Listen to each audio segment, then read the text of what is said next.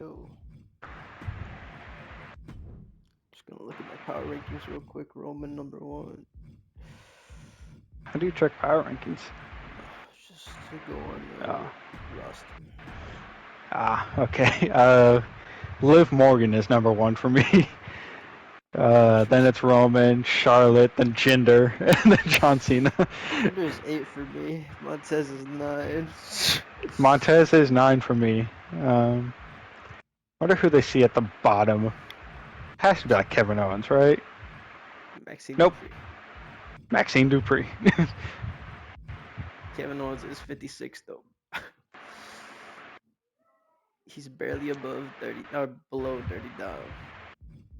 It's a lot of people that haven't even been used yet, to be honest. They're down here. Liv Morgan's already all the way at 48 for me. But all right. She's only at 48. Yep. She's 1 for me. She's like, your top dog is Liv Morgan. And it matches. All right. Why did I close my notes app?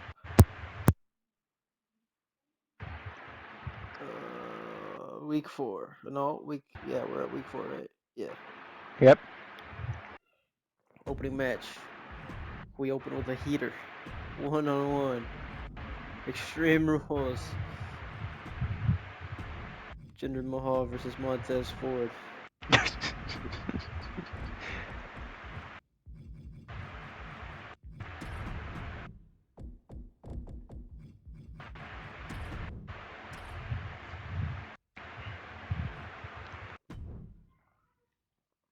Then we start with another 1-on-1. We got a Bianca versus Nia.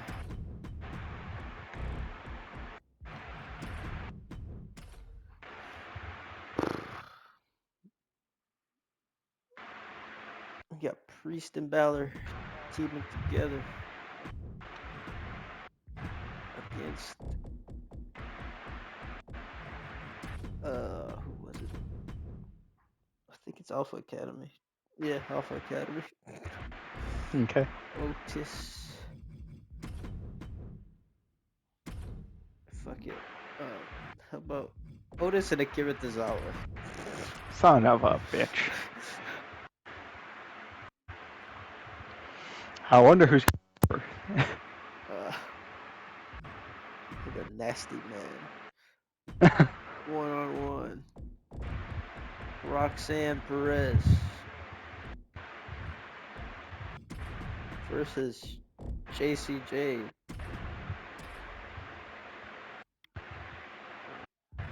And your main event. Jimmy versus Jay. Brother versus brother. Yeet versus no Yeet. Smack the yeet out you. Me versus me, I think he said. He did say me versus me.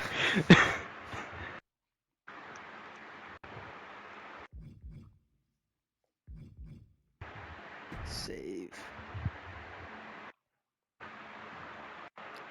Start show. Alright. Guess who opens the show this week? Imperium.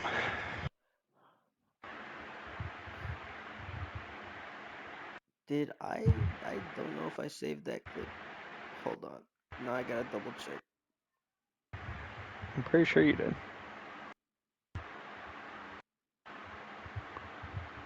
Mariota has gray hair. The fuck? Alright, Rhea opens the show this week. Not Roman. Last week, Charlotte took a cheap shot at me. Of course, all this did was prove what I've already known. She's scared of me. She knows she wouldn't be able to get a clean shot at me if I was actually prepared for a fight. That's why I'm letting you know right now at Backlash, I'm going to end her and show the world why this is the only women's title in WWE that means anything. Oh, come on. You can't just bury my title like that. While she's about to finish, Charlotte comes out from the crowd and sneak attacks Rhea from behind. She beats her down. She hits Rhea with chair shots. She's yelling at Rhea to bow down to the queen. The segment ends with Charlotte having one foot on Rhea's chest while holding up the title before dropping it on Rhea's head. Just buried your women's championship. It's fine. I don't even have a women's champion right now. You're just already burying the title. I have a good feud going on for this belt right now. It's not even like my Anyway, prototypical women's division. It actually has some thought put into it. all right. Jinder's goons are about to interfere once again. Montez has Jinder on the ropes, but then Dawkins comes out to ward them off. And just a few chair shots later in the frog splash, Montez beats Jinder Mahal. Okay. The bloodline walk into my office. The Rock takes the lead this time. We just want to say we see what you're doing here, stacking the odds against us. Just know that it's not going to work. We're going to take out Jay tonight, and then at Backlash, we take out John, Judgment Day, and Imperium. And we rinse and repeat until there's no one else on this roster. They then start to walk out, but not before knocking things in my office off the shelves and off my desk. And now we got Bianca versus Nia. Bianca comes out confident that she's going to beat Nia. In the latter part of the match, Bianca is in control, trying to go for the KOD, but her back gives out trying to pick up Nia, which then leads to Nia being able to pick up the victory. Just beats her down afterwards, injured back, whatever, the tsunami, I think. I don't know what it's called. Not the tsunami, that's Bonsai drop. there you go. Onside drop. After the match, Nia continues to assault Bianca to teach her a lesson. Don't mess with the bloodline. Nia wins. Backstage, we see Tiffany talking to Bliss. She says, "Hey, look, I know we didn't get the job done last time, but I think if we work on our chemistry, we can take this thing pretty far. What do you say we have another tag match next week?" Bliss says, "Yeah, sounds good." All right. And then Priest and Balor take care of business, obviously.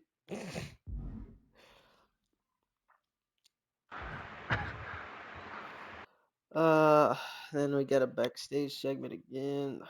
Bianca goes into my office. I just love myself on TV. You gotta put me in another match against Nia. I had her. I can get stronger. I know it. I say, look, I know. Look, oh, what the fuck? I say, look, you tried your hardest out there tonight. Clearly, you aren't 100% after that beatdown. I don't think, in good conscience, I can throw you back out there again next week. Bianca says, I'm good. I got it. Trust me. I say, fine. Just don't get hurt out there. I can't lose one of my biggest stars. Roxanne versus JC Jane. Roxanne wins. Uh, and then backstage segments. KO is seen wandering around backstage. He goes up to JD. He says, "Hey, look. Hey, you look like an easy victory. You want to fight me next week?" JD tells him to get lost. Then he goes up to Tozawa, but then Tozawa just starts getting nasty and it freaks KO out, so he walks away. He makes his way up to Shinsuke. Hey, you want to fight next week? Shinsuke says, yes. It should be an easy victory for Shinsuke. I don't know why he's talking in the third person. It should be an easy victory for me, says Shinsuke, which angers KO. But he says, I'll see you next week. All right. Jimmy versus Jay. The match is going back and forth. They're trading punches, chops, and super kicks. Jay is finally able to get the upper hand, and as he's going up for the splash, the wise man distracts the ref. Solo comes out the crowd with his hoodie to spike Jay. Jay falls off the top, allowing Jimmy to hit his own splash on Jay for the victory. Jimmy wins. But after the match, the rest of the bloodline come out to beat down Jay. As they're beating him down, Cena's music hits. He runs down the ramp to try to save Jay. The numbers game is just too much. Suddenly, Imperium come out and start attacking the bloodline. But even then, the bloodline can still hold their own. Which finally leads to the Judgment Day coming out. Jay, Cena, Gunther, Vinci, Kaiser, Balor, Priest, Dom, and JD all hit their finishers on a Roman, all working together against the common enemy as Raw goes off the air. It's the common enemy.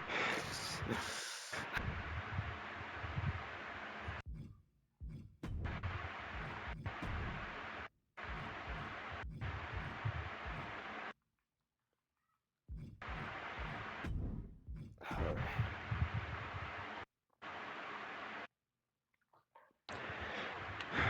Are you ready for SmackDown?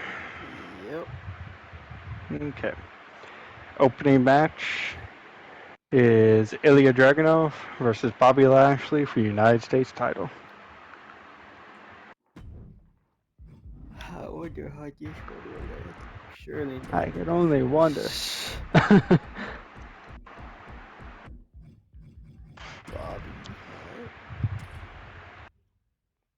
Match 2. Apparently my brain could only think of 4 fucking tag teams to use. Match 2 is the Wolf Dogs versus the Coffee Brothers. Alright. I think I was just like, who can I just throw in there to lose that wouldn't really make a difference? I feel So that. yeah. Uh, Match 3 is another tag match.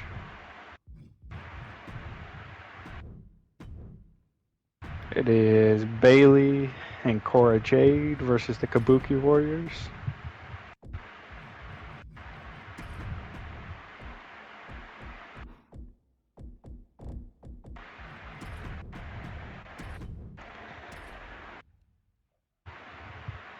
Match 4 is just one-on-one.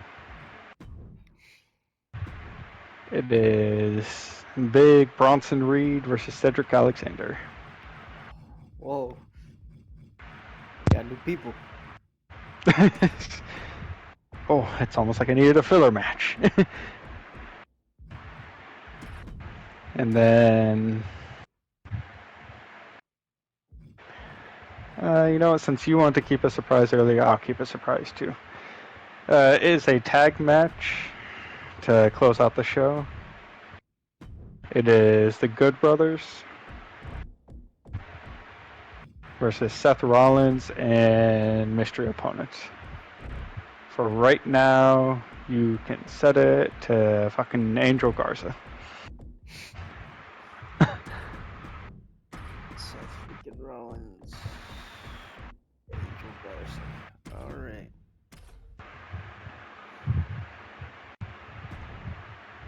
Okay. Tell me when you're ready. I'm ready. Alrighty. Drew and Wade opened up the show discussing how they have SmackDown under their thumb right now and nobody will stop them. Sami and Cody both come out. Sami discusses his match against Drew. Cody challenges Wade to a match at the pay-per-view. Wade accepts the match. They're all 4 in the ring at this point, just kind of arguing, and they just brawl to end the segment. Match 1 of the night, Ilya versus Bobby Lashley. Lashley proves to be a tough opponent for Ilya, who seemingly has an uphill battle the whole way through the match. Towards the end of the match, Lashley is setting up his spear when he gets jumped by AOP. There's a huge brawl between Lashley.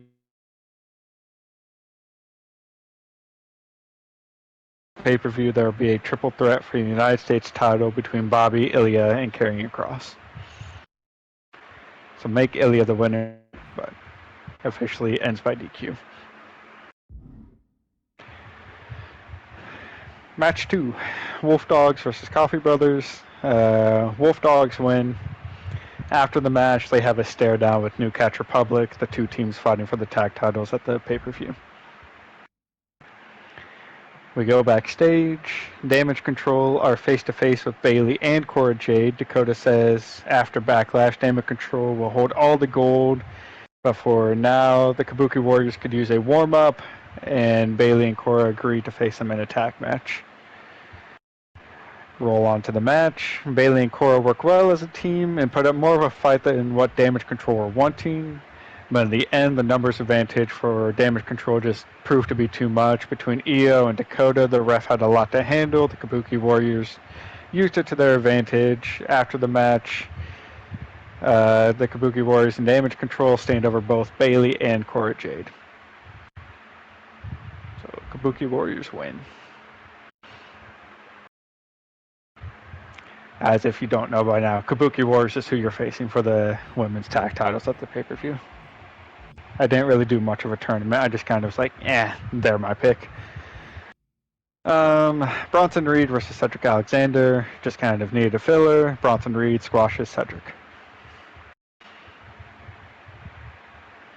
Then edit matches. And the main event. Before that, promo in the ring. The OC come out to the ring and call out Seth Rollins. They say they are tired of all of his antics and want to put an end to it tonight. Seth comes out and says he'll gladly kick AJ Styles' ass anytime, anywhere. AJ chuckles and says he wasn't offering a 1v1. He said there's 3 of them in the ring for a reason and wants a 1v3. He says he understands a 1v3, though, can be quite daunting, so he offers him a middle ground of getting beat up by just the Good Brothers instead in a 1v2. Seth says he knew something was up before he even came out, and says sometimes you have to slither with snakes to get the job done. At this point, CM Punk comes out, and the anonymous GM makes an official match for Good Brothers versus Seth Rollins and CM Punk. So, switch out Garza for CM Punk. Oh shit, I was muted. It's Yeah, I'm not gonna lie, I already had CM Punk selected. I had a feeling. cool. During the match, Seth is somewhat kind of reluctant to work with Punk, but when times start to get rough in the match, he realizes that he needs to trust Punk and that Punk will help him. Towards the end of the match, Punk and Seth are working quite well as a tandem and seem to be on the verge of victory. AJ Styles starts to get involved on the outside, distracts the ref. Punk at this point is the legal man in the ring. Seth jumps off the apron and goes to the outside to deal with AJ. As Punk kind of watches from inside the ring, as they were really close to beating the Good Brothers, but Seth kind of gets distracted by AJ, so he's yelling at him to get back up on the apron and finish the match. As Punk is yelling at Seth, he gets turned around by the Good Brothers and gets put into the Magic Killer. And the Good Brothers pin CM Punk. Ain't no way. After the match, Seth tries to apologize to Punk, just kind of explain that he was dealing with AJ. And Punk just kind of gives him the cold shoulder and walks past him back up the ramp. And that is how we walk into the pay-per-view.